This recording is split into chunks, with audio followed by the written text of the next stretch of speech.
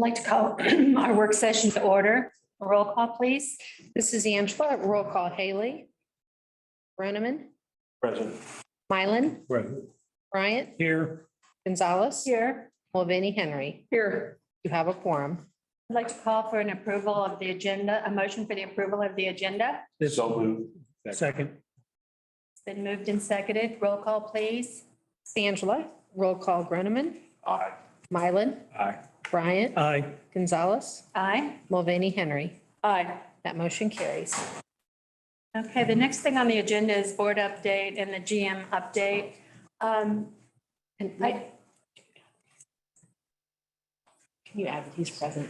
I'd like to add that David Haley is present. Thank you. If we move to number 4 on the agenda, the board update and GM update, I had just one issue that I want to briefly discuss with you tonight.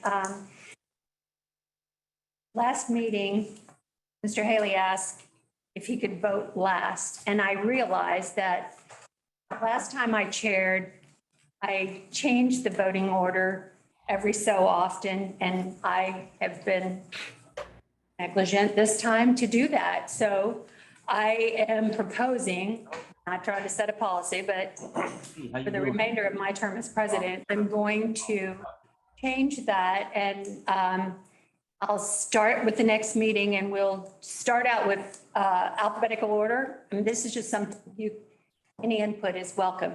If we start out in alphabetical order, since there's 6 of us in 12 months, if we change every 3 months, I checked with UG, they change every month. They change their voting order every month, but I thought if we changed every 3 months or 6 times, we'd start, that would put you first, Jeff, me second, Tom, alphabetical order. And then in 3 months, I would be first, or whoever's chair in 3 months can figure that out if they want a different situation. So I just wanted to bring that up to see if anybody would be amenable to that.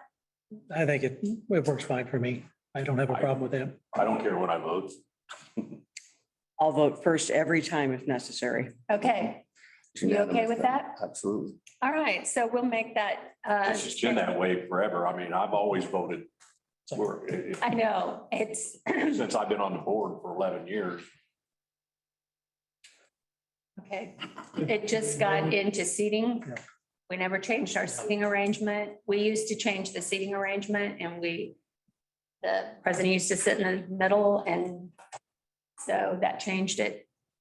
So No time that's like the okay with, present. if that's okay with you, the roll call thing will look different. And we'll start with alphabetical order with Jeff. Sounds good. Okay. That's all I had. Anybody else have anything they want to talk about? Yes. Yes, thank you, Madam President. And so in terms of rotation to the previous question, I guess my concern is that it stayed all the time. I mean, whether it's fixed by alphabet or fixed by district was, I guess, the rotation, whether it's the general public voting on a ballot, which we do, or any other body, which I've been, there's often a rotation that is not fixed. So the changed alphabet may be good for a moment, but it would also provide still the opportunity for whoever's at the beginning of the alphabet to not have a full reflection of how the full board will vote until the final vote is cast. I say all that to say, keeping it in flux or having a flux of the order in which the 6 members vote, I think would be healthier for some of the deliberations that we have. And it need not be a permanent policy, at least as far as I'm concerned, that it would always be alphabetical. I'm not asking for it to be a policy. I'm just stating this is what I'm proposing for the rest of my term, which would be 3 more months. And if somebody else wants to change it or make it into a policy, that's fine. This is Jeff. I'd interject that if you're not confident in how you want to vote or not sure on anything, continue the conversation. That's what we're here for, is continue the conversation until you feel educated, fully on the topic, because it took us on some of our projects and stuff in the past, 2 or 3 meetings before we finally got to the point where we're comfortable to take a vote on things because there's so much to digest and so many parts. So don't hesitate to say, wait a minute, I need to know more. And that was, Madam President, Mr. Bryant, my hope was that there could be a change of vote, and that would alleviate that. Because sometimes the reflection of some of the members, I'd like to see how some of our members further down the line, the remaining 5, may weigh in. Sometimes, as you know, it might end up being a tie at the 3-3 would be, and I would not necessarily want it to have, if I were at the beginning, not have the ability to make a change prior to the roll being closed. What's the problem anyway? What's on the problem? Well, I would hesitate that a person hold back their vote so they can wait and see, weigh the room. I think that's not, we're elected to represent what we believe is right for our district or our city, or, like, I may be a district, but I have to keep in mind that the entire city. So when I make a vote, by the time it comes time to vote, I'm interested in hear what everybody else's vote is, but my vote is not going to change because somebody else votes a different way or weighs a different. My decision is already cast in my mind by the time the vote comes through. And I just wanted to say that, David, I took into consideration that you, being the newest member on the board, had probably only voted 1 time for economic development. And so in just thinking of the whole process and you being the newest member, I realized that maybe it's more equitable if we all have a chance to be first. And I appreciate the change in the policy for the remainder of your It's term. not a policy change. Well, for I have 3 to keep months. repeating that. Well, for 3 months, it will be how we proceed. And so Procedure. it's a procedure change then for the next 3 months. I'm only saying that oftentimes I do look to those who are more potentially learned than I, or to the balance that's struck on the board. And I may not want to be, as it was before, prior to this moment, the only dissent or even the one that would be the tie. It can affect my vote. I'm not that stayed in an opinion that I've reached through deliberation that I can't look to others who know as much about it or perhaps more. Angie, when's the vote final? When the last person votes, I mean, if I voted first, second, third, and I voted one way, and then at the end, could we not say, does anybody want to change their vote? No, we can't say that. Well, I'm asking if we can. I've never had that issue raised. I don't think there are procedure states that I'd have to check Robert's Rules of Order. I've never seen that done at the UG either. So I would, they're usually final once it's cast. The vote is normally final once it's cast, but I don't have a rule to cite you for that. You can always call for point of order. Don't you understand that? If the vote is taken, without question, call a point of order, Mr. President. And state your reason for the point of order. That's Robert Rules of Order. It's been there for 50 years. So this thing I'm talking about is ridiculous. Jesus Christ. What's wrong with me? Yeah. Are we ready to proceed? Are you going to want to start that this evening? No, she said next meeting. Okay, I didn't. Next meeting. Thank you. I didn't want to have to advertise everyone. No, but I could slip in my paper. That's okay. Next meeting, I think, would be easier. Thank you. So, done. Go ahead. Okay, thank you. So moving on to the agenda, I don't have any updates here. I'll have 1 or 2 during the regular session. So next on the agenda, we're now getting into our 2023 budget presentations. And first on the list is our fuel and purchase power. So I'll have Andrew go through that for us. Thanks, Bill. Yeah, as I mentioned, it's that time of year again. And so we are getting into the fuel and purchase power portion of the budget process. This is a big budget line item, like it is every single year.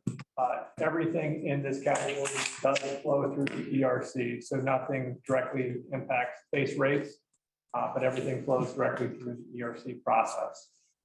Next slide. So we use information that we have in-house, outside information, trends, as well as outside software to develop an hourly calculation and the way we do our calculation, because everything either within SPP for our load or for our resources is done in an hourly basis. Therefore, we calculate every component, every variable within the hour.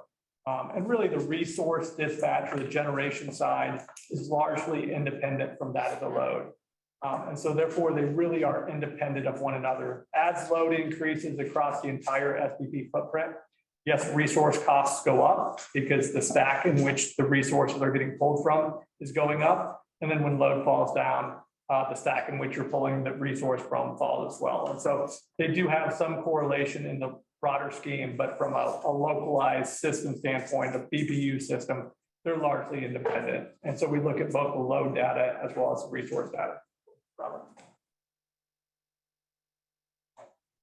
And so on the load side, we look at historical monthly billing data, current long-term trends, weather data, GDP, and we try to normalize all of those functions on an annualized basis. So if you look at weather data, for example, thus far this year in 2022, the heating degree days are about 5% above normal. So we've had more cooler days thus far in 2022 than is considered normal. That is really in line with where we were at in 2021. On a cooling degree days side, we're actually 13 degrees above normal and 20% higher than we were in 2021. And so we've had a lot more cooling degree days in terms of a warmer summer than is typical for this location.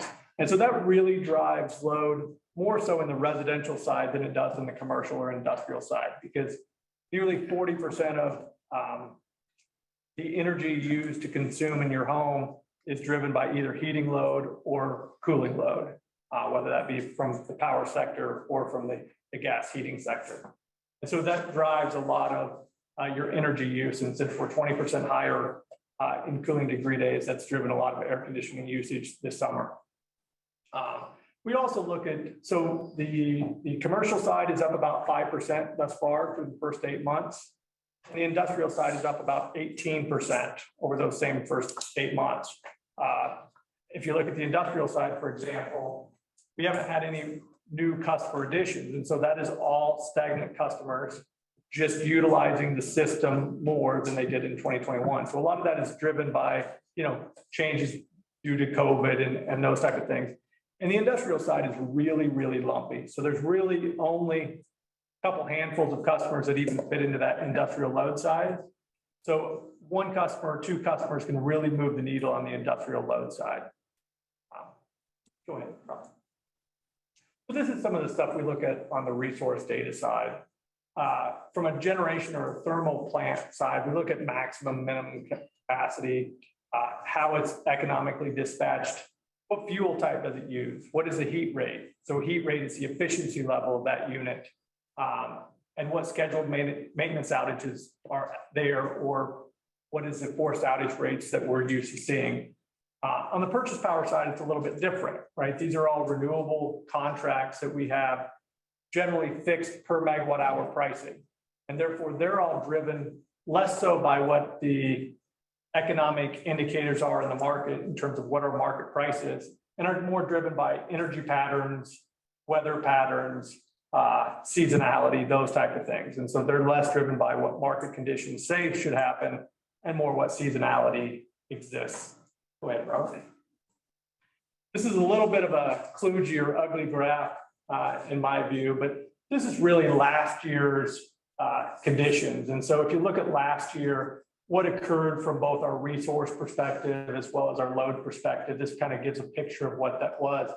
So if you look at the dotted line, for example, you can see really during the first half of the year, excluding February, it was really in the low 20s is what our load costs were coming in at. And that was typical for what we'd seen in 2020 and 2019. And so there, the latter half of the year, the back half of the year, we really seen market prices in the low to mid 30s. And so that was well higher than we've seen over the last at least 5 years. And that was driven by increased natural gas prices starting to increase from historical low levels. In this chart, for example, you can't see, but the load cost in February, for example, was nearly $650 in this, and the dogwood cost in that same month was just under 300. So both of those were really expensive months, and that was driven by weather event Uri.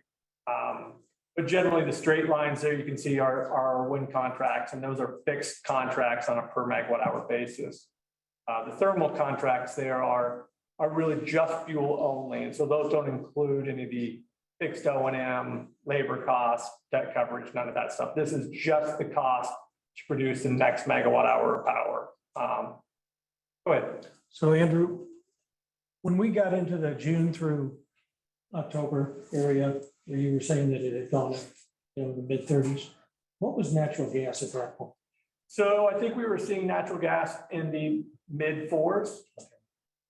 And we were coming from an area where we were in the low 2s. Historically, since fracking began, we generally considered the range between $3 and $4 to be the equilibrium range of natural gas. But in that 2020, 2019 timeframe, we've really seen that pull back to the low 2s and even at a few occasions below 2. And so we started to wonder are we starting to see new norms? And then now we start to see the same question on the other side is we've moved up a long ways, and are those starting to be closer to new norms? And so we'll see where things are at, and it may just be more of a volatile market than we have historically seen. Since fracking came in 2010, for the most part, outside of a few months here and there, it's really been a relatively stable market, not the coal market, but relatively stable in general. But over the last 2 years, 3 years, we've really seen some movement in the natural gas market. And we'll kind of touch on that a little bit in the future slides. Thank you. So this is really the same graph, except I'm only pulling out two things, and this is 2022 data to 2023 data. And so what this is intending, I'm just pulling out the low and dogwood, because those are the two markers that are more variable in nature and more movement associated with those prices. And so as you look at the dotted line, for example, the dotted blue line is the 2023 load cost expectations. And so you can kind of see where the first half of the first quarter is really about 20% higher than we'd likely seen here in 2022's first quarter. And then as we ease into the second quarter, we see it fall slightly below what we've experienced thus far in 2022, but mirror the same linear curve. And then as we get into the third quarter, we start seeing that variation widen. As we've seen here in 2022, the market has continued to move up, and therefore up into the August timeframe, we're seeing $90 LMPs on average, where we expect that to come in much lower in 2023, but still well above what we would have considered historically last year. And where do we want it to average during? Well, the want is an interesting thing, and we, generally speaking, we perform better when load prices are low in the summer and high in the other seasons. Generally speaking, load is highest, or the prices are highest in the summer.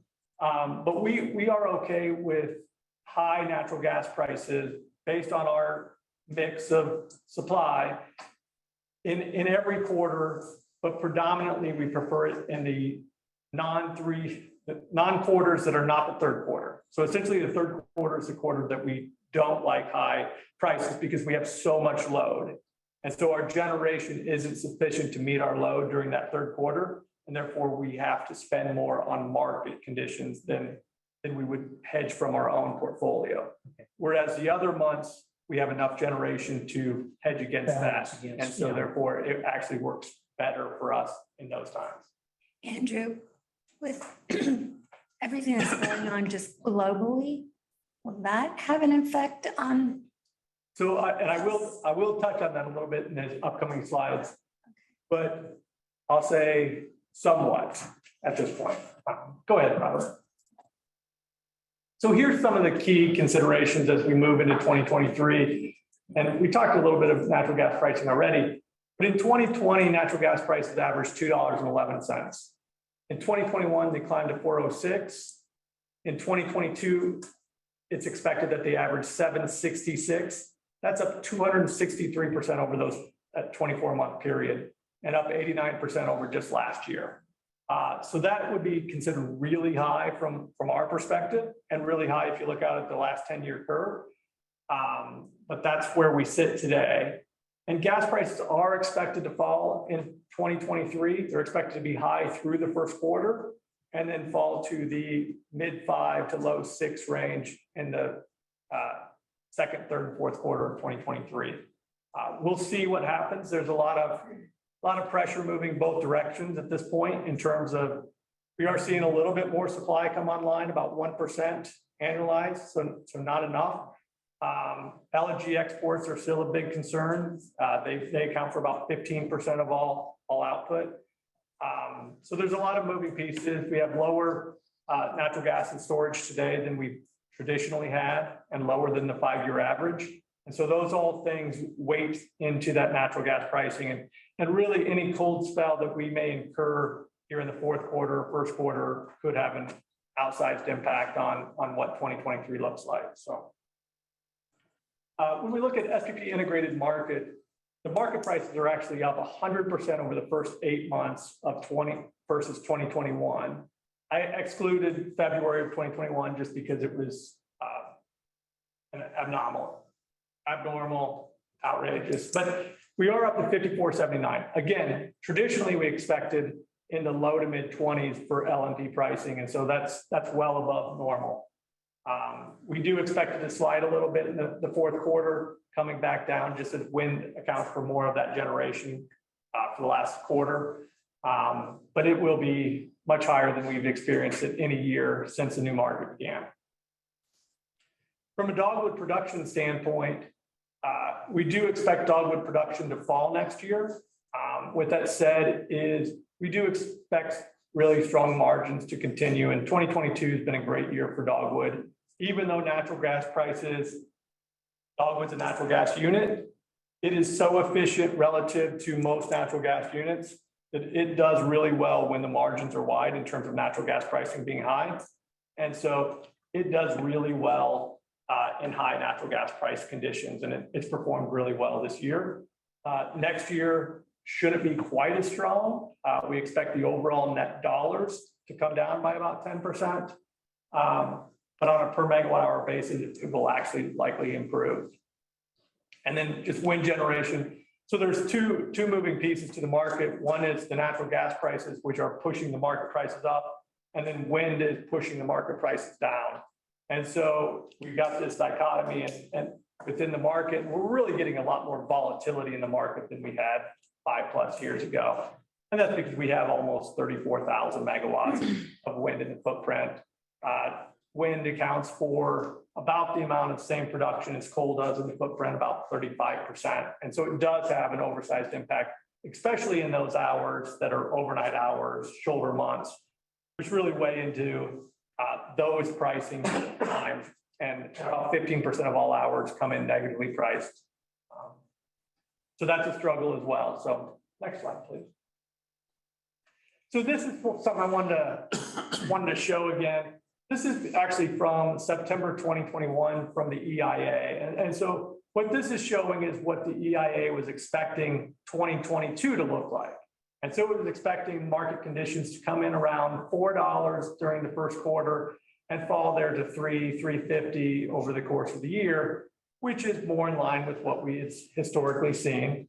And so therefore we use this for a lot of our projections. And so and then one of the interesting things if you do statistics or any of that type of stuff is at the 95% confidence interval there at the top, you can see those dotted lines at the top, and it peaks up about $10 in the first quarter and then hovers around $6 for the remainder of the year. If you remember back to the previous slide where we're currently sitting in 2022 at 766, for much of the year, we're above that 95% confidence interval for much of the year. And so that's how far the EIA was off and everyone else was off on these projections for natural gas. And it just shows how far we've moved from traditional norms to where we thought we were, I'll say 12 months ago. Go ahead, Robert.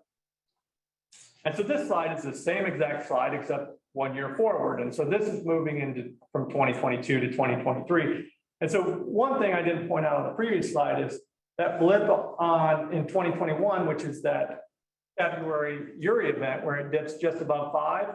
On the last chart, it looked like a really big thing. And now it looks pretty minimal on this chart because we're now hovering in the $6 to $8 range for the back half of the year. And so it doesn't look near as big as it did last year at this time.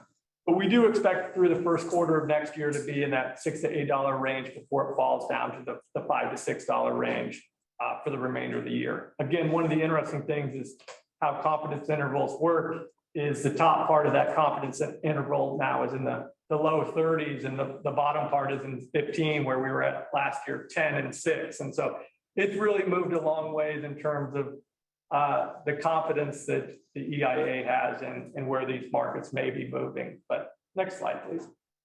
So this goes back to your question a little bit, is generally the petroleum market or the crude market is very, very similar and jointed together. And so therefore, internationally, when prices move, it moves everywhere.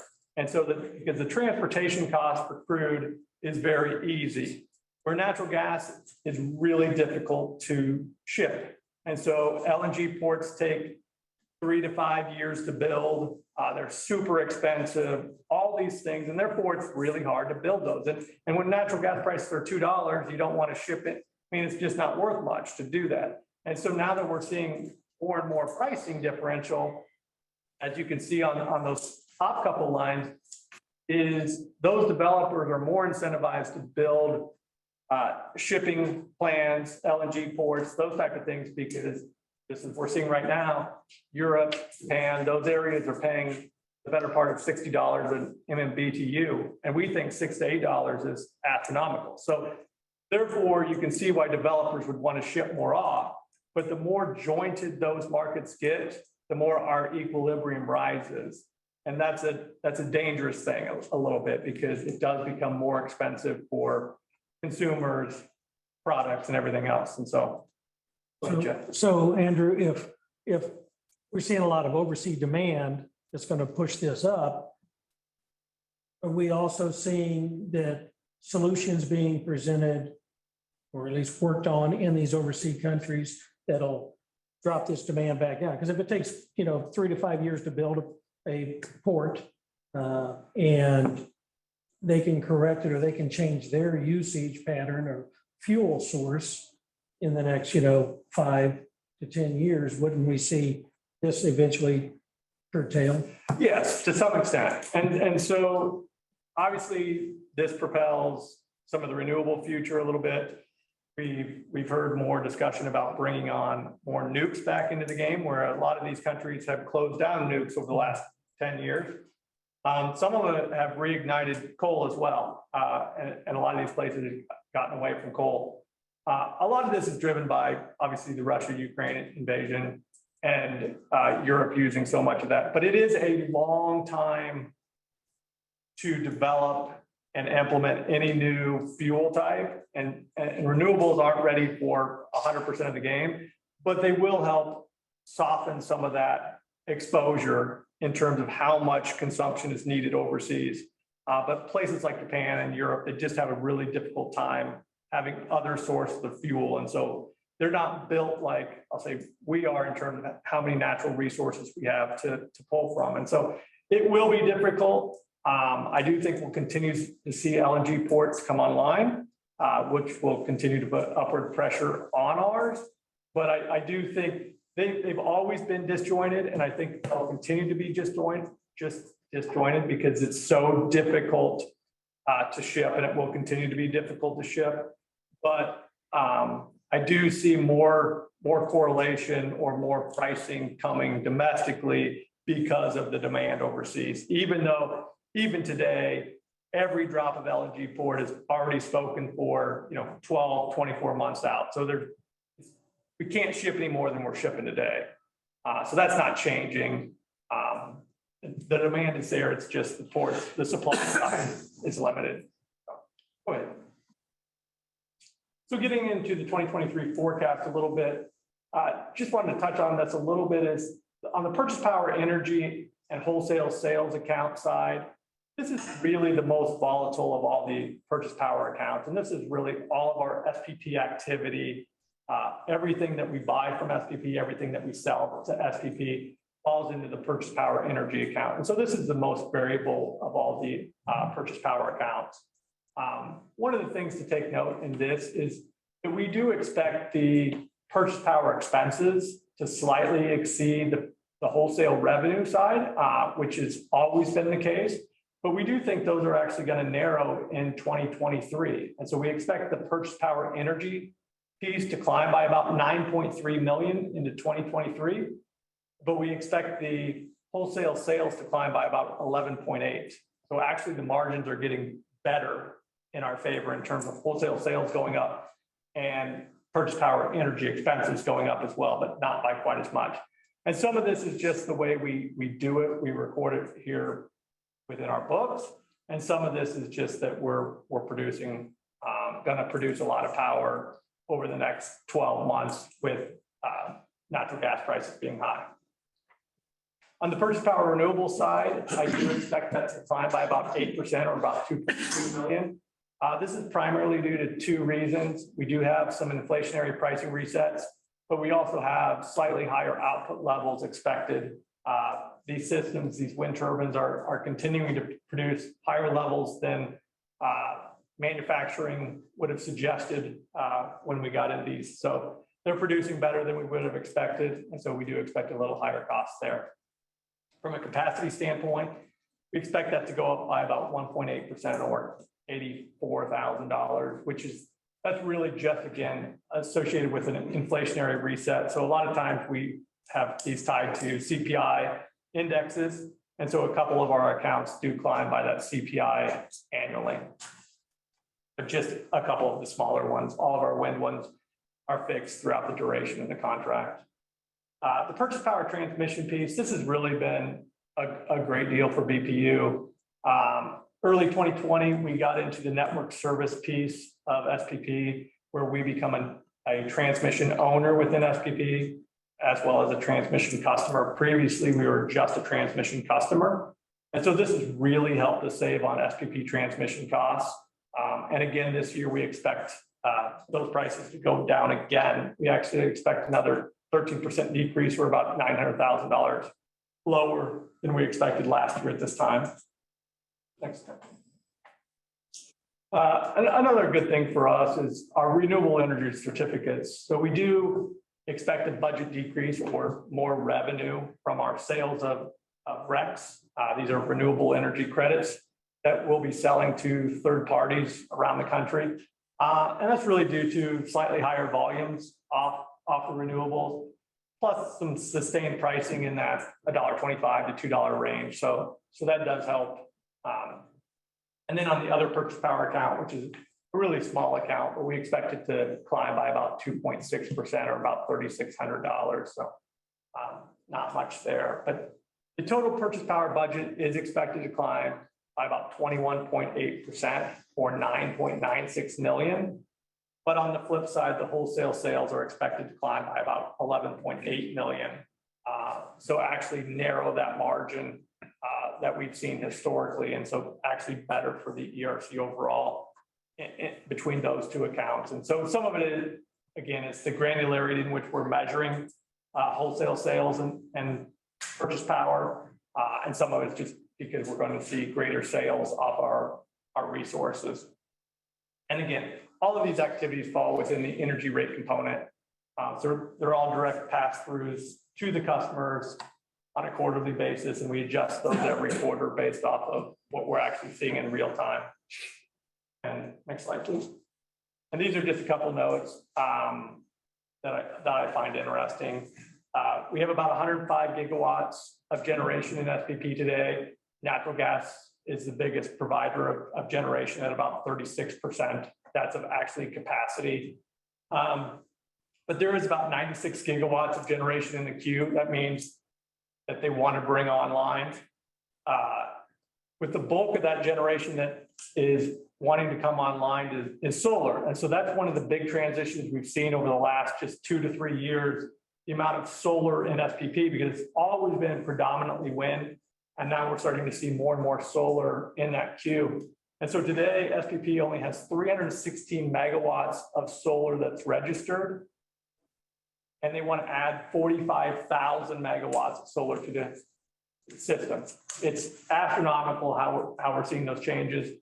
And with the Inflation Reduction Act, we actually may see that come to reality. Again, and the other thing is SPP has reached a new monthly peak 4 out of the last 6 months. So demand has been strong, not just here with our load growth, but around SPP region, and they've set new highs in 4 of the last 6 months. In a state-specific manner, Kansas produces just over 45% of all of its generation from wind today. I think that's technically third on a percentage basis, with Iowa being first. But we're way up there on that generation curve on a wind perspective. And I'll take any questions from there. Would you have, to your last point, do you have any idea what our percentage is here locally? Yeah, so we generally range from, I'll say 43 to 48 on an annualized basis. And so it varies based off of market conditions, right? So this year we've had high market prices. So our coal has operated more than it had over the last several years. So it's going to be a lower percentage of our total generation will fall in about 43%. Whereas 2 years ago, it would have been 48% plus. And so it kind of ranges in that ballpark, 43 to 48%. That's wind and solar.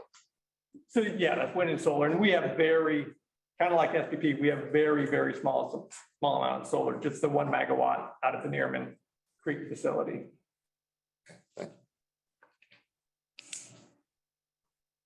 Thank you. Thank you, Andrew. Next on the agenda, Rob, can you put up the cold weather rule?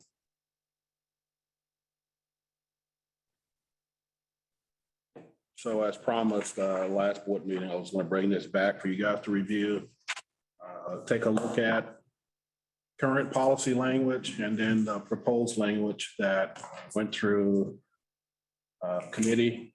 And I know you guys have already had some conversation about it at the full board. We're just circling back now to see if this is where you want to keep it or moving on to regular session. Well, I mean, this is Jeff, there was 2 versions that were brought before the board from the committee. And one of them is leave the language as it is, don't change anything.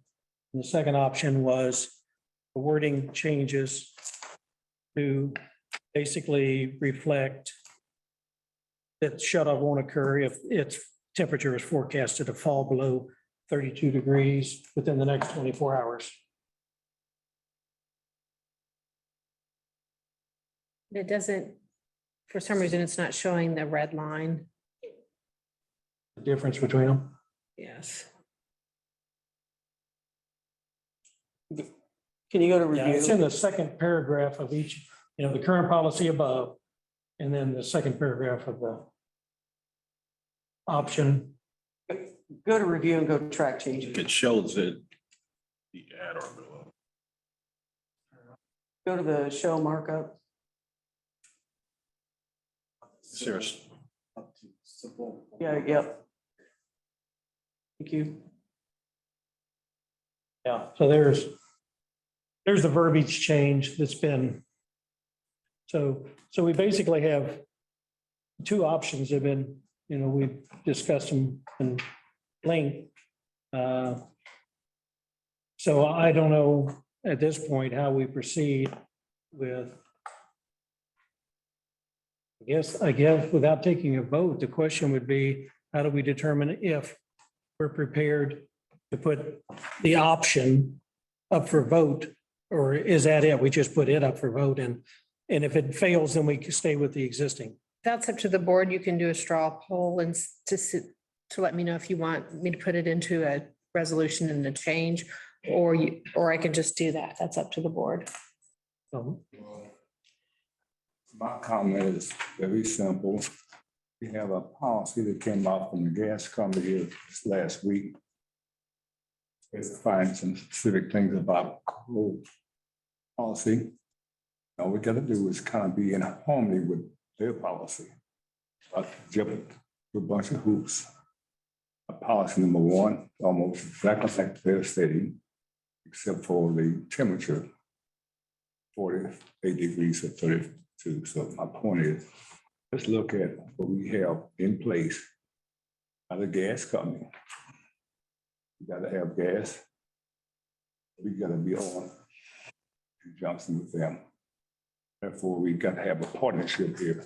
Make sure that the gas is on and the power is on simultaneously. You can't have one without the other. Plain and simple.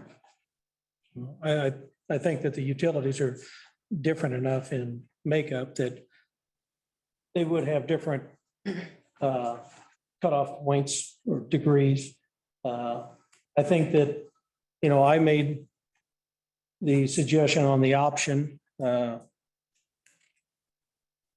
that we change it to where if the temperature, you know, anytime the temperature is going to fall below freezing, we put at risk water pipes and things like that. So that's part of our assets too. I think it's only right. And I think we've gone through the presentations enough to show that the dollar costs are a temporary blip because we always see the majority of the people catch back up once that's over, once it warms back up.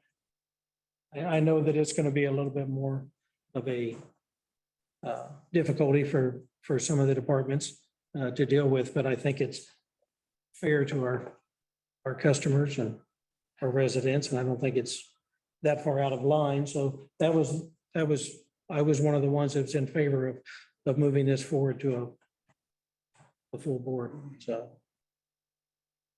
So Jeff, on June 22nd in the work session, you know, we discussed this, and that's where we got the data about, you know, 71% of customers are reconnected the very next day. So within 24 hours, right? And it was noted that, you know, any change in the policy may cost the utility more. And so I had a note that, you know, staff was going to come back with some other proposals to potentially offset the financial impact. And I just don't recall if we ever had alternative proposals from the staff. I don't know. Did we? I don't recall any, but I don't remember alternates to this, you know, to rebut or to support. To me, it was more of just giving us more details about what the cost would be, you know, but a lot of that came down to, as the policy stands now, there's an expected turnaround time of repayment, you know, of people who are eligible for disconnect that won't happen because of the temperature. As soon as the temperature gets back above, then they're eligible again. And we've seen in the past when they knew they were going to be eligible or got shut off, there was a fairly rapid return to service. And I think it's a temporary, and the total number of customers that it impacts, that we know it impacts as far as them being behind on their bill. I know there are some people that play the system and stuff, but there's a large number of people in our city that just, you know, they're doing everything they can to stay up to date on things. And I've been in a house where a lady had plastic up in her kitchen, and that's the only room she had heated during the winter because that's all she could afford. So this to me is one of the big deals. And this is why when the current policy was passed, I voted against it because I don't think it serves our community the way it should. But you have the same problem with the gas bill. I agree, but I can't do anything about the gas bill. I'm not on that board. So. We need some common sense. Yeah, you know, they came back with this other presentation. Well, this was the June 22nd. I just Actually, don't think we have, I mean, I can't. yeah, find any I'm notes not after actually that. sure if we had. No. If I missed it or. There might have been some other communication and email or something, but So you want us to bring back more analysis or? And I don't know that there's any more analysis that I need to make a vote on this for myself. I don't know if any of the other board needs any more information to make a decision on this, or at least to take it to the full board in the next meeting and take a vote on it. And my suggestion would be that we do that. And then if it fails, then the existing policy just stays in place. When you say the next meeting, you mean today? No. Only because November 1st is around the corner. That's why if we get into the October 17th. 17th, yeah, it should be in time for this to be implemented in time. And that's why I say we've kind of pushed this off. And I mean, we had the luxury of working on it. That was nice, but the time's up. We need to take action. Rose, did you say 71%? It's my notes said. Yeah, mine said something different. So I could have misheard. It was a higher one, higher number written down. we're taking a straw poll on whether or not to put it on the agenda, the next agenda for a vote. I would Is that what lean the straw yes. poll is, or a straw poll as to what we favor? Right. It's whatever the board, however the board wants to proceed. Well, I guess, And when I'm directed, I will do the resolution. I can do the resolution to put it on. if the straw poll is, do you want to put it on the agenda for a vote? And if you are against it, then we assume that it's just not going to be voted on. So if it doesn't get enough votes, then it won't even show up on the agenda. Oh, I'm in favor of putting it on the agenda for sure. I'm in favor of putting the option on the agenda. That's what it would be the option. And if it doesn't get voted through, the current policy just stays in effect. Without So what's- move on. So would Angela have to do a resolution for the option? Mhm. Yes, I do a resolution policy. Okay. All right, yeah, I'm in favor of having that on there. And let me say, I appreciate the discussion. The fact Rose brought up with the 71%, I don't remember the numbers. What number stood out with me was that for whatever reason, whether they got it cut back on the next day or a couple days later, there were different numbers. There were still about 1,700, 1,700 stands out in my mind right now of disconnections that stood overall. Now, what they do for an alternative, whether they go to, what those people who are then disconnected, who are not reconnected, or what they've done, still kind of stands with me. We are a public utility. We are not governed by, like the IOUs, like the gas company and other KCC.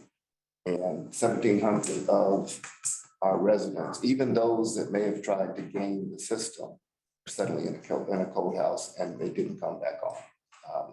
So if we err, at least my opinion, is if we err on behalf of those residents that are here and we are not exactly in sync as an investor-owned utility might be, that's why I'm here.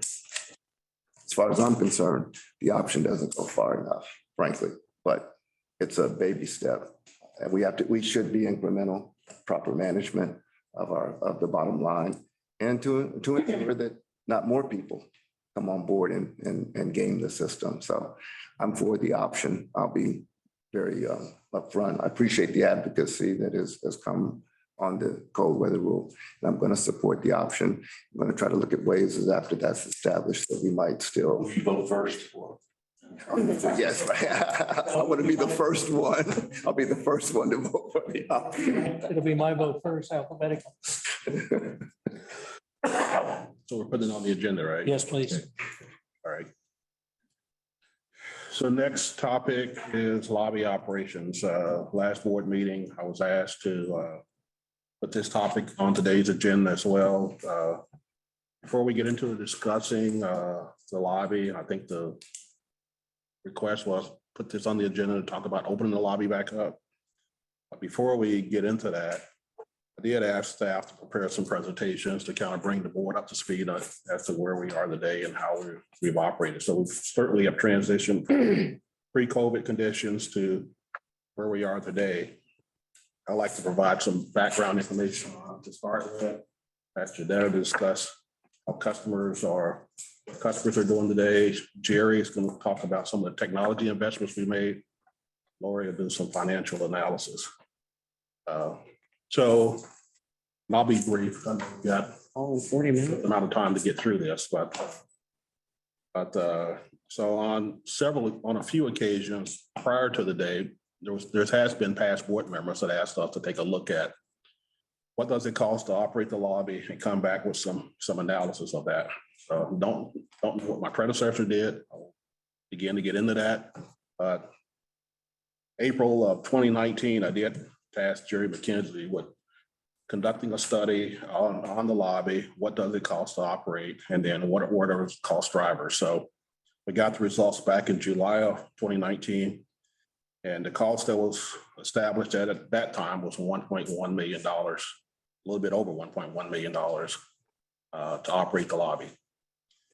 Most of that, Now, is that to open the lobby up 2 days a week maintain it from 5 to 7? Or is that just to have the lobby open from 8 to 5 and have people being able to come in and sit down and talk to a yes, representative? it was all of that. Have the lobby open full time and offer all the services.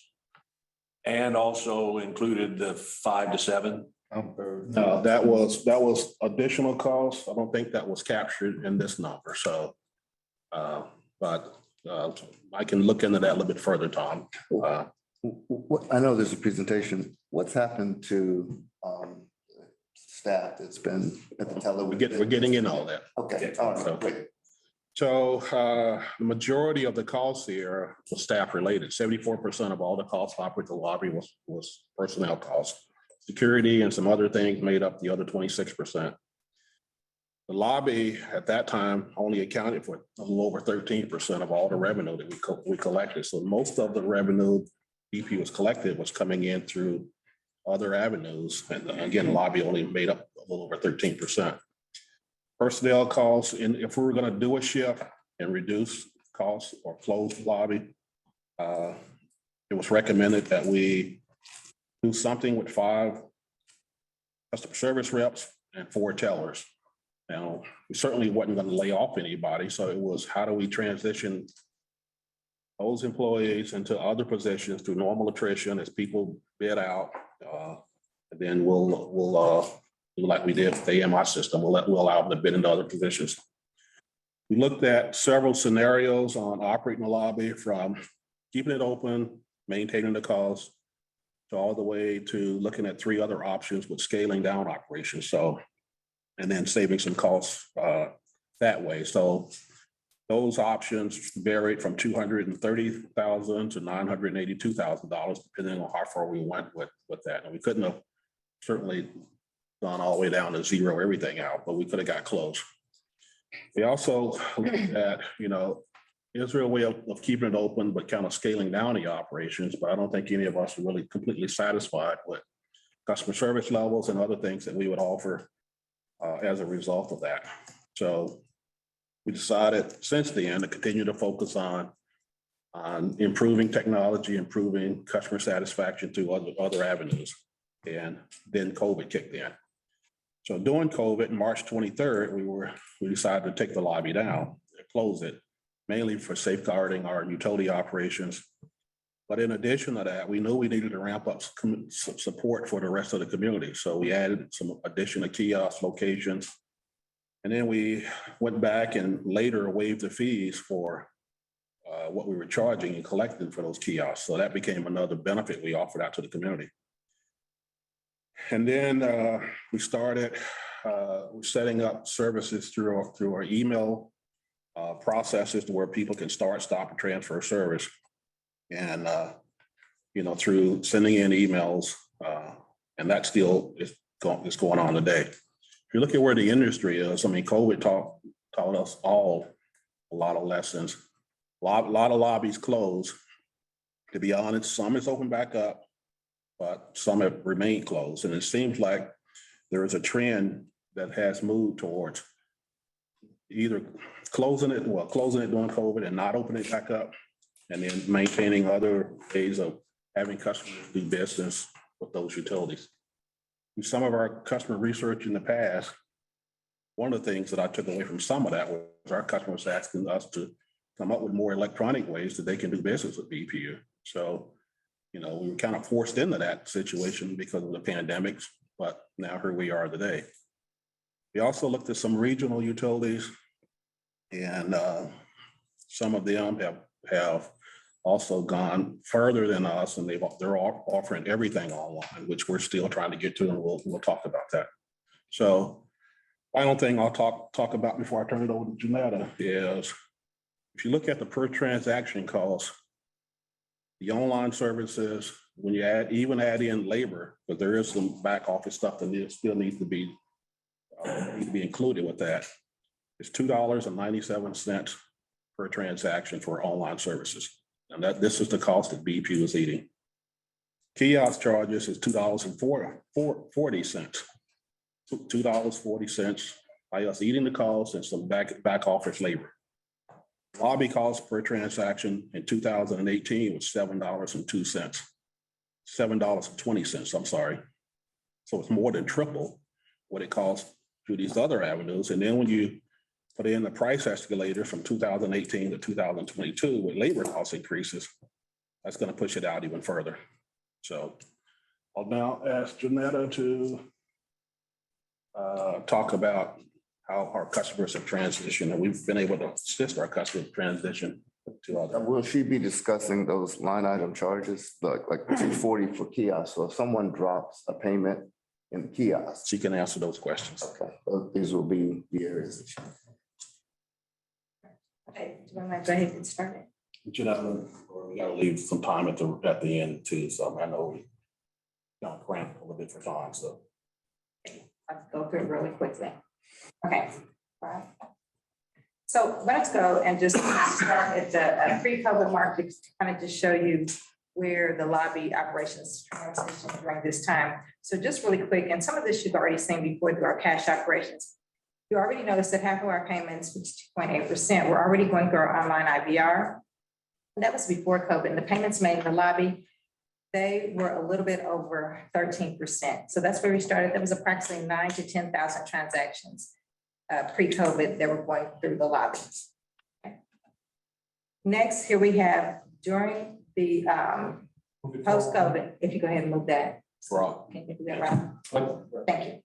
So now we have the COVID impact. We closed the lobby, and we want to know, where did those payments go? Where did people transition to after COVID? And so went in, looked at it. And so we looked at the online, the IVR, that increased. You saw that over 50% was there, but that increased at 7%. Our bank draft, that increased 5%. We looked at our kiosks, that increased about 2%, Nightbox 2%. And then there was a reduction in our lockbox, about 3%. So if you add those numbers together, you get about 13%. That we're coming to the lobby, you see every area into which they transitioned. I'm sorry, what is the lockbox? The lockbox is when you take the envelope that you have, that's with your bill, and you mail it in, and it goes to our lockbox, which means that, yes. And they process it in a lockbox, which is at a bank. That's our UMB bank, and they're processed there at the bank, all of those payments. You're welcome. And so now here we go. We want to look at the lobby. So the first 3 months, which was January, February, and March, was the first 3 months that you see. You can see it better than me. Little eyes. But those were the first 3 months that we did have that we were in the lobby. And then we wanted to show this change. So when you see the next 9 months, you see then where we went to. So we had about 53.2%. But once the lobby closed, you saw immediately 60% of those payments in the online IVR, they just immediately just jumped up.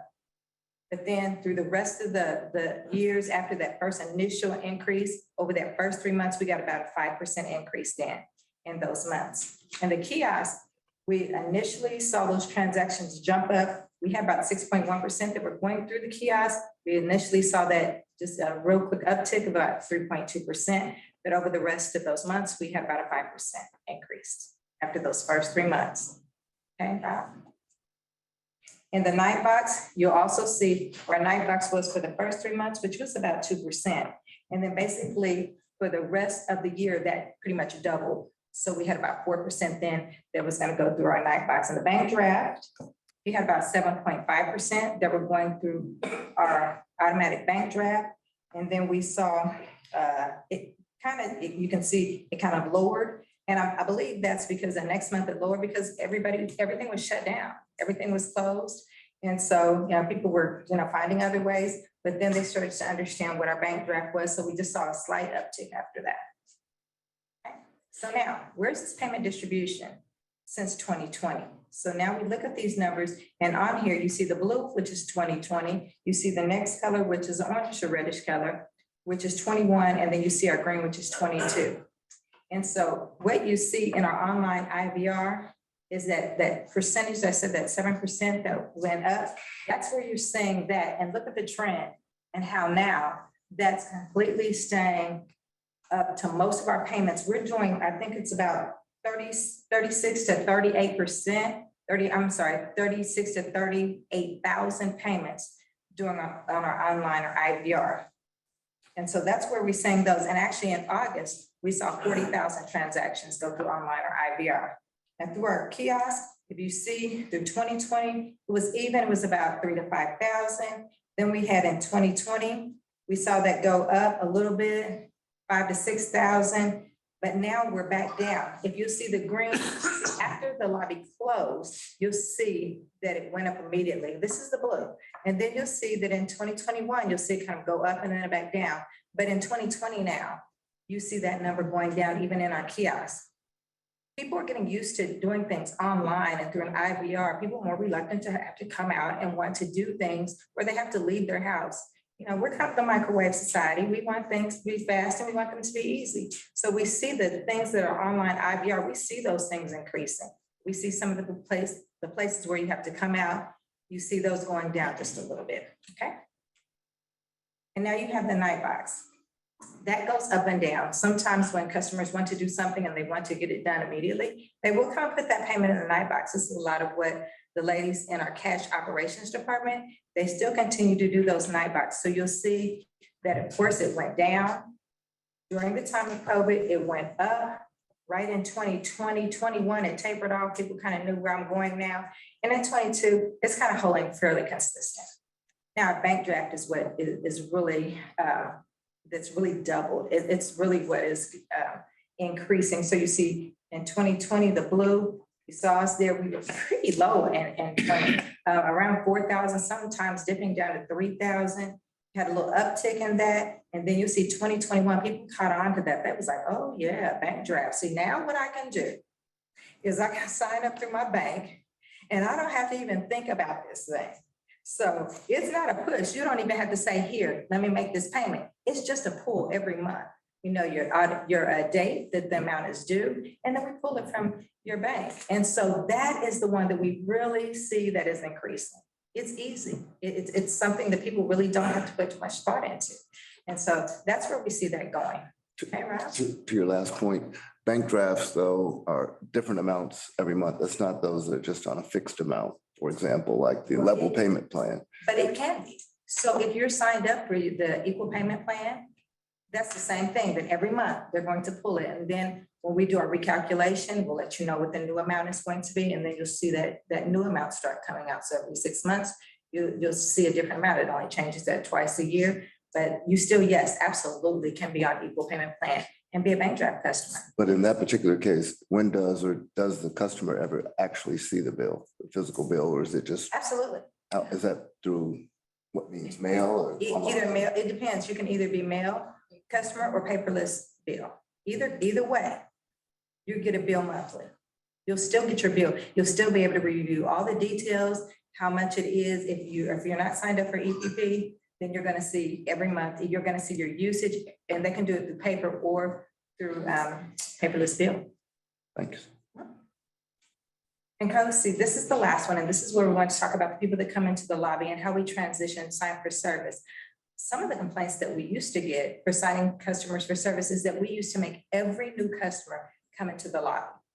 And it seemed to be an issue with a lot of people. They moved into the city, they had new jobs, a lot of people transitioned here because of new job, and most people said, why do I have to come in and sign for service? And the other complaint was your hours are the same as my hours. Then you have to make me take off work. I have to come in because I had to take off work because I have to sign for service in the lobby. That was what drove us to then open up from 5 to 7 because we were trying to accommodate our customers that could not come and get off work to come in and sign for service. So we transitioned that. Once the lobby closed, we had always kind of talked about how can we make this easier? The lobby just closed and pushed that into a faster process. So you'll see we've always had consistently 2,000 to 3,000 customers per month that came into the lobby to sign for service, ask any questions, make payment arrangements, do those things that they did in person. And then that's in the green. In the blue, you'll see now how we transition. Once we transition them over, we still have approximately 3,000 customers up and down that will sign for service, ask questions, transfer service, stop service, the same things that we offered when we had the lobby open. We have a payment arrangement line. There was a time when you had to come in to make a payment arrangement. No longer did you have to do that. Now you can just call in, get your payment arrangement. We can email you or send you the payment arrangement agreement, and you never had to leave your house. So hopefully these things have been a lot easier for our customers, and it keeps them from having to, make a trip, come in, regardless of like the weather conditions. We had customers that signed for service all year round. So hopefully you'll see that this is some things that have been an improvement for our customers. Is there any questions before I hand it off to Lori? My IVR means, some people don't understand what it means. but Oh, integrated voice response? Yeah, they don't. Interactive voice response. Those who don't know, tell them what it means. Oh, it's an interactive voice response when we say the IVR. Well, So they wait can till call after the in presentation. and make their payment when you can make it online, or you can call in and make your payment. Lori's next. Lori, if you can. So we just put together some of the estimated lobby cost savings. So being able to reduce the number of security personnel that's sitting at the front. So we were able to reduce down 2 positions. So that's about 136,000 a year. Of the staff savings, in Janetta's area with cashiers there were 3 positions that were able to reduce and 1 lobby position. The remaining lobby people were still left in place, and I think she has 5 cashiers that are still in the cashiers area. So that value is about 320,000 year over year. We were able to reduce our armored car service. Instead of coming to the lobby every day, we now use it once a week. So we have about $7,000 per year savings for that. So a total of about 471,000 that are year over year savings. Some of that, non-financial things are we able to reduce our liability, less chance of any injuries, accidents, occurrences that occurred in the lobby, increased safety. There was not always, but there was occasions when there were some altercations there or just angry customers that our security had to get involved in. There were physical enhancements that we had planned for the lobby, cameras, things like that to have better view of the lobby and also of the cashiers area. Also, we were going to do some work on some of the windows and things like that, frosting of the windows. So the staff in the lobby were not bothered by the people who were using the kiosk. And then, not having to maintain those workstations and lobby maintenance, not cleaning that on a daily basis. So that's about a minimal $20,000 savings overall. So the one-time savings about $87,000. Okay, so So- 4 positions 4 positions. were eliminated. And so the 5 that were customer service and 4 that were tellers. So we have 4 fewer Yes. that they weren't absorbed into the system. Right. Okay. Thank you. But if we were already using them in a interaction mode or position on top of the ones that we still have, why wouldn't we have transferred or absorbed those into the current pool to increase our capacity for phones? That is one of the things that I get the most complaints about is responsiveness. That's unfortunately, I mean, I never got it like this when we had the lobby open because people could come in and when you're sitting there and you see a line in front of you, you see the line in front of you. When you're on a phone, you don't see the line in front of you. And it does have an impact. And I made a note to myself that just basically said, one part of a successful transition from in-person to online IVR requires unparalleled service. If we intend to keep the lobby closed, we would need to find a way to satisfy our customer base who needs to be heard and assisted by a human in a timely fashion. So, I mean, to me, I see the reducing liability. And, I see a lot of companies are moving to that. The company I work at, we've moved to basically, it's very rare that we have somebody walk through the door that's not, an employee of the company.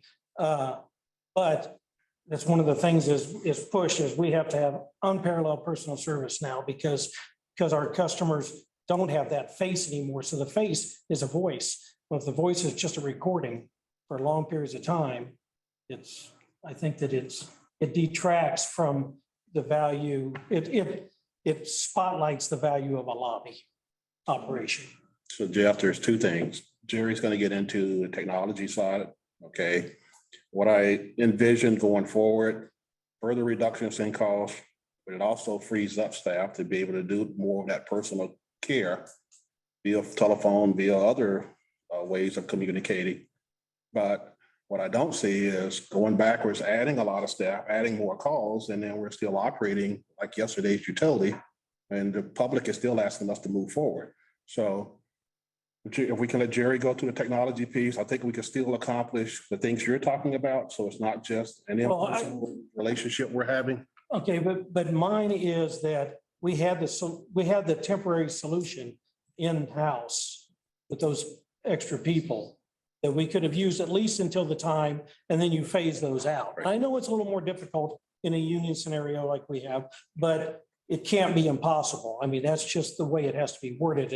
And we put in a project plan that's going to be, here's our 1, 2, 3, 4-year plan to get us to that point where everything is hunky-dory and running great, Okay. but in the interim. Take us 4 years. Well, I'm just saying though, in the interim, we have lost. Right. I don't know if the rest of the board, I can only speak on mine, but the number of calls since we've gone to where the lobby is closed have increased, kind of like the gas prices has. So. Okay. So we can let Jerry, I'm going to ask you about I know he's going to tech, but the physical enhancements, don't we have a certain level of maintenance anyway? Line items that you had. Won't we be doing enhancements or improvement to the building? I'm sure that's a part of the budget anyway. I mean, I don't know to what extent that would affect the lobby, but won't there be some enhancements anyway? Some future physical enhancements anyway? security. Have you been out there? No. I mean, there's been ongoing Yeah. Okay. modifications that have been made out there. That was a line item. I mean, for savings. It's actually going to accommodate another department is what That we're was a going line to item do. for savings for not frosting the windows or doing something else. It is what it was listed as. So won't we be doing those enhancements anyway? Fitting in the level of cameras and things like that. All right. Thanks. Okay. Hello, everyone. I'm going to talk about a roadmap, very short-term things, a little bit longer range things to enable better customer service, better customer satisfaction, better customer experience. So working with Janetta's group, I'd like to just introduce Nesby Harvey here in the corner. She was a contractor working as a project manager for Robert Camp. She lives in the county. And she had a good adaptation working with Janetta on customer service these last couple of months. We're proud to say that she's been now promoted to acting supervisor for applications. And she's responsible for a lot of the enterprise things. She's also responsible for customer service. Nesby Harvey, she lives in the county. Her Her husband's a sheriff in the county, so it was a great thing to convert a contractor to an employee. Okay. With that, I'd like to go over the slides here. In the next 15 minutes, I should be able to cover them all. Next slide, please.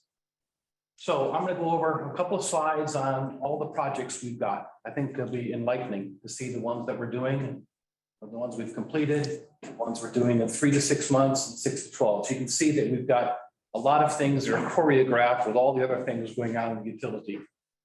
We're going to show you about what we're done, completed on the texting. We talked about texting. Now it's really ready to go live. We're going to talk about the overall schedule for all of these items. You see that they're there. And then the IVR plan, the interactive voice response system, how we can make some improvements over that system. So working with Janet's group and with our team here, we're working together to make these enhancements. You'll see them. So next slide. So recently completed projects, we 8 months ago, we did the bill print project. Now we completed the Paymentus, the payment plan, where customers can pay through Amazon, Venmo, PayPal. So we're giving them other options in which they can pay. On the web, we have a self-service now in Spanish. That's a good milestone. InfoSend is now sent out e-bills. It's a digital platform where you get a bill electronically and you can pay it electronically, or you can receive those bills in the mail. So now we have the e-bills going out where you can conduct transactions and make payments through the email that you get, called electronic bill or e-bill. Now we have texting, which we'll go over a little bit later in the presentation. And we've got so many things going live at the same time or within a week or two each other, we're going to have them go at once so we don't confuse customers. Working with David's group on how we market this, how we send out mailers for it, and how we send the message out on the text for all the customer service, billing, payment, all the different use cases. You'll see them. In the next 3 months, we're adding Connect service to our self-service portal to reduce the time and effort that customers have to reduce request services. Number 6, we're adding more account information to the self-service portal to improve the customer experiences. And we're adding real-time kiosk payments to expedite turn-ons and payment processing. And number 8, and we're improving the call menus. We call it call trees. As you go through and navigate through the numbers, it needs constant improvement. So as we find out more where customers are deflected out, opted out to talk to a rep, why is it not be able to do that? Why can't we get this Kayenta or our systems to be able to handle those things without having them going out? If it's confusing or customers give us feedback, or customer satisfaction survey we'll tell you about, we can make changes to the call tree. Probably hasn't been looked at seriously in a few years. We need to take a concerted effort. So Bill's asked me to work with a consultant, our own project team, to work with customer service to improve how the customer experience is on IVR. On the next slide, number 9, we haven't upgraded the customer information system in a few years. Why? It's because we had other projects in the pipeline. We had the bill print project. So now at the end of this year, starting in January, starting December, we're going to upgrade the customer experience through the new system, new upgrade. It's called 9.2. It's state of the art. It has a lot of functionality, a lot of enhancements. Jeanette has a list of 100 things for us to do. A lot of them can be tackled with that without us doing ad hoc individual coding. So that's great to do number 9.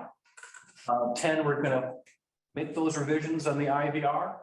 We're going to evaluate the IVR for actually speech recognition rather than pushing the buttons. We find that to be a good customer experience where they can say like bill pay, connect service, stop service. So number 11 is we're going to evaluate the IVR to have that capability.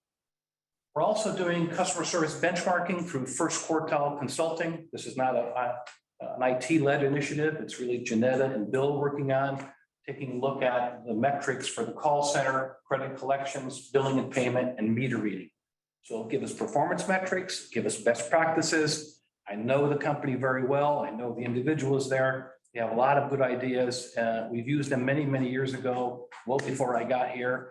And so it's about time that we take a look at continuous improvement, performance improvement in the division. That'll give us a lot of good insights. Very robust program. They got 30 or so utilities involved in it every year. Very good. Number 13, we plan on replacing our 10-year-old meter data management project. Meter data management takes the meters information, which is not just the meter kilowatt hours, kilowatts, gallons. It produces information about voltages, theft of service. There's a whole lot of enhancements with newer technologies that's 10 years later. So we've got numerous benefits from that. It includes with the program here, a new customer portal. So we have our own self-service portal. It's like homegrown. But the functionality for the meter data management with the customer portal allows residential, commercial, and industrial customers to be able to start service, stop service, transfer service in a very seamless fashion. Plus, it enables our customer service reps to get real insights into the customer billing, customer complaints, a whole lot of things that it does that we'll get with this functionality. It's a 10-month project. We hope to get started in November or December. Let's move on to the next slide. Here is the texting solution. Now, this isn't just vaporware. I call it hardware, software, vaporware. This is actually a reality. So we've already launched staff notifications for IT outages, safety alerts, any notifications to employees for HR updates. So that's BPU staff notifications. It's internal. Launching in October, November, those three there, number 1, number 4, and 5, I'll read them. Customer billing in the dark chevron there. These are the use cases. I'll go over them in a second. What happens in the use cases for texting? Number 4 and 5 are the alerts for outages, water leaks, scheduled maintenance, outages observed. You have an outage at your house, when it's resolved, how you report an outage. The interactive in the texting, it's two-way. And scheduled maintenance that says that your system's going to be down in a plan of maintenance. So let's focus in on number 1. That's launching in October, November, and we're going to launch all 3 of them at the same time. It's already gone through user testing. It's gone through functional testing. It's gone through regression testing. We think it'll go, we've already validated all the phone numbers. We've gotten our customer information system. We went through a vendor to check out whether they're all valid mobile numbers or not. So we've got a good directory there of customer information. Then we updated the customer information system to make sure that the mobile numbers we have are valid or not. So when customers call, they can validate that they have the right number. Customer rep asking this questions. All going to be launched here in October or November. Once we get the campaign that goes out that notifies customers this is a new functionality they can use. And they'll have one phone number and it'll have those there and they can opt out. They can receive all these notifications that's listed here. 1, 4, and 5. What percent of our customer base has a valid cell phone? I mean, what percent? I think the number, SB, 100%. It was higher than 97%. Like we just had a few that they either have it and they don't have it in the right number. right? Let me go on through the next couple ones here. A couple more slides left.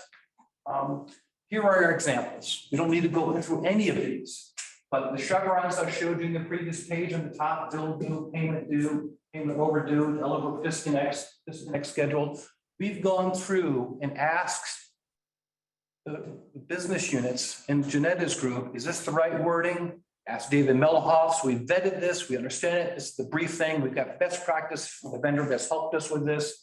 We worked with our outage system, we worked with the customer information system vendor, Kayenta, to make sure all of these things work. And so we're pleased to say that we are ready. Okay, this is a reality. Next slide. This is our plan for all the customer service projects. The next presentation I give in the next session, we'll talk about how we have assurance on our delivery. That's one of the things we've tried to accomplish here in the last year and a half is delivery assurance. You can see that we've got a lot of things that we're doing. An MDM, a customer portal, Kayenta upgrade, our NetSense, which is the system out in the field that collects the data and brings it in, our dashboards, which we'll be presenting later in this year, Maximo, move-in projects, and TextPower. These are planning to go live on Maximo here very shortly, but these are all the enhancements that everybody's been asking for. It's been delayed until we had the upgrade. Next slide.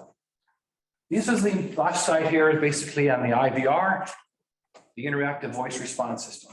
So, meeting with Janetta's group, what can we do to help what can we do to support, what are the technologies things here? We want to implement the callback and queue. It'll decrease the call abandonment, the abandoned call rate, increase customer satisfaction. We want to have estimated wait time. We have to do a little more analysis of that. And customer survey at the end of the calls, we want to get their feedback, just like you would call up your airlines. How was the call? We're having a survey put in place. We can do that almost right away. Longer term, to actually have the improvements on the IVR, in 2023, we plan that project.